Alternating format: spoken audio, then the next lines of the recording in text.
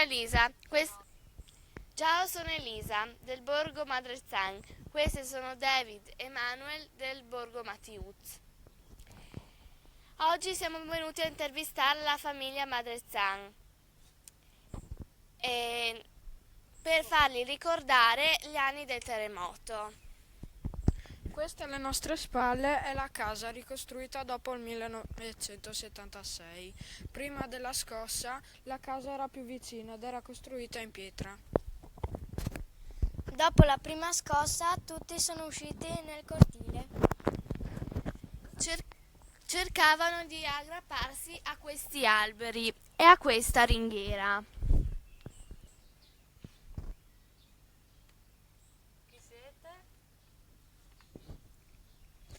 Biagizio Giovanni, Detto Madreccian, sì, il soprannome Mareggiano.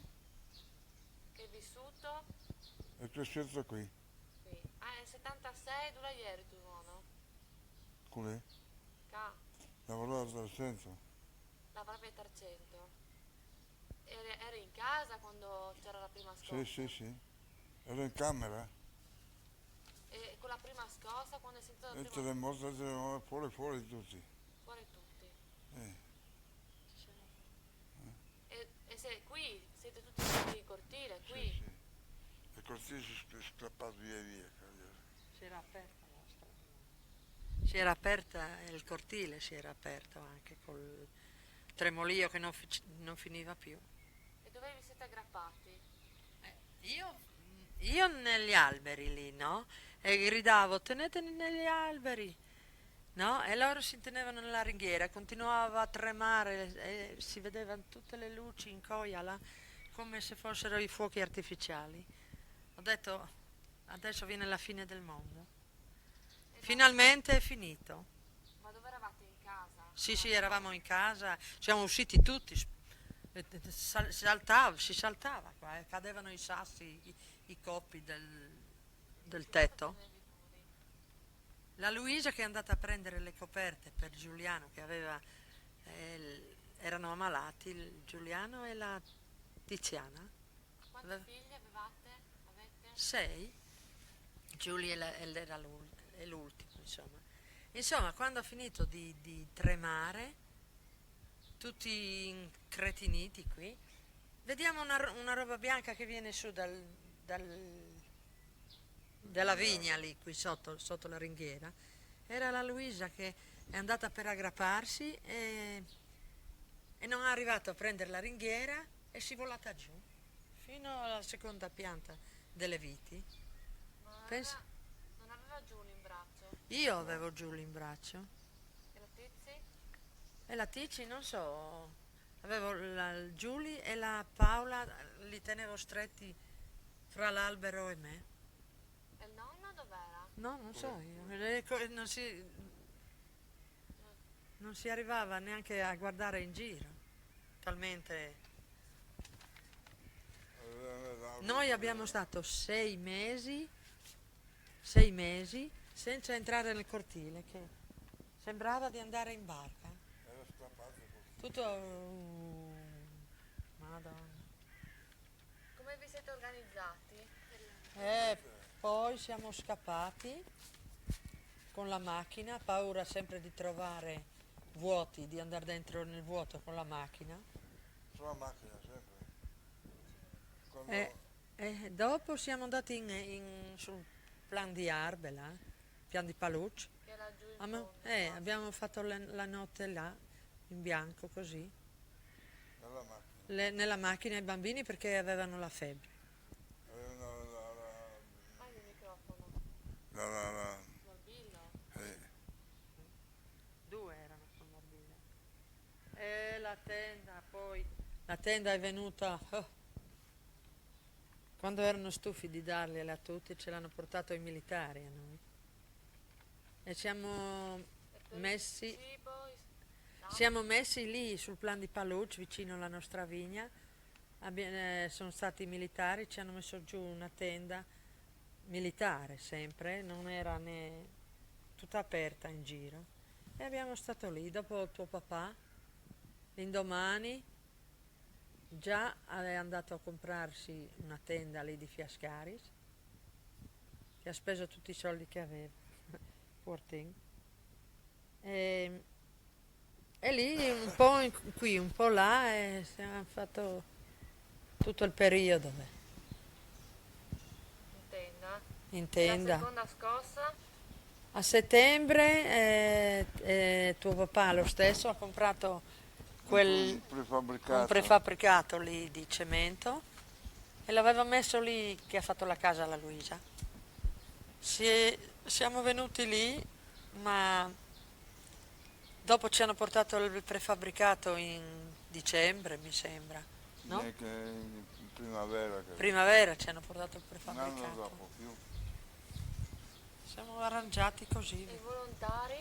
I volontari? I volontari sono venuti, ci hanno smaltellato fuori le porte, ciò che si poteva recuperare nella casa vecchia, che noi non siamo entrati nella casa vecchia, talmente la paura. Sono venute tutte mio cognato, sai, quello, zio Ciro, mia sorella, ma loro non avevano sentito, no, le Alla scosse. di Udine? Sì. E poi i ragazzi, non so chi i ragazzi che erano, che hanno smaltellato tutti i telai della casa. Alpini? No, alpini, erano volontari, ragazzi volontari. Volontari di Di Pordenone. dove? Pordenone? Di Pordenone, non so. Di Dulano, no? Di Dulaino. Di Dio Sorvini. Appena fuori Udine via. Podroi? No, poi via. Ci si chiama lì, non mi viene. Casarsa? No, poi qua. Basigliano? Capastradone. Sì, di Concordia Sagittaria. Sì. Sono stati anche quelli di Concordia Sagittaria. Sì. Sì, e dopo sono venuti a prendere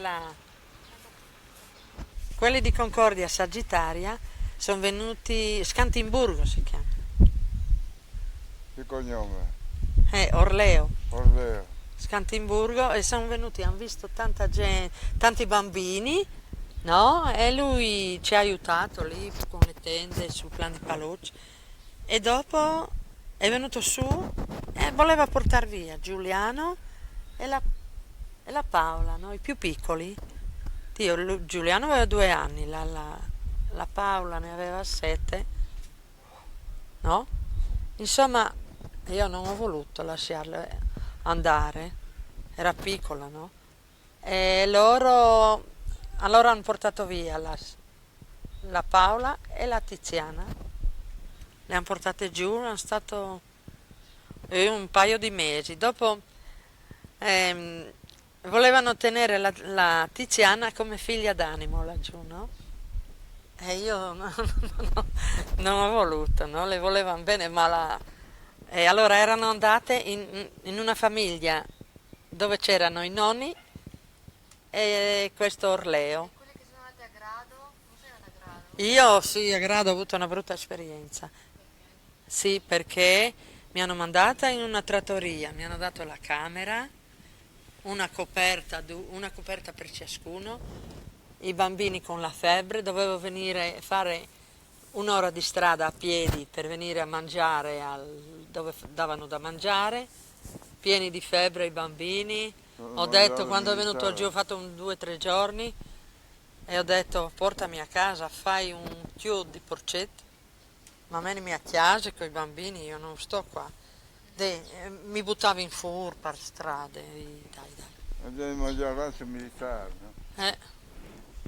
E dovevo È stato un bene o un male il terremoto? E il terremoto non è mai un bene, per l'amor di Dio. Dopo, quando è passato, per forza dici, come tutte le cose, hanno... Voi che avete passato anche la guerra? È terribile sia quello che quello, sai. La guerra è brutta. La guerra è brutta, ma il terremoto penso che sia peggio, perché non hai scampo, perché ti trema la terra, non so, ti inghiottisce. Io avevo letto poco prima che venga il terremoto, ho letto un giornale del terremoto di San Francisco, no? che è stato che inghiottiva le macchine. E beh, in quella sera ho detto adesso qui è uguale. Ma io credevo fosse stata la fine del mondo. Io non guardavo la casa, lui dice che tremava, sembrava che venisse addosso. Ma io invece guardavo Coia, Io guardavo. tutto lampeggiava, E poi come ma tanti colori, quei lampeggi che erano nella collina di Coia.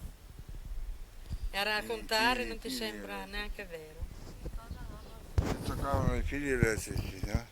Perché non erano come rivestiti, erano i fili di rame così, si attaccavano giù. Ma so invece galera. Adesso sono rivestiti e non fa quel lavoro lì. Grazie. Basta, tosse.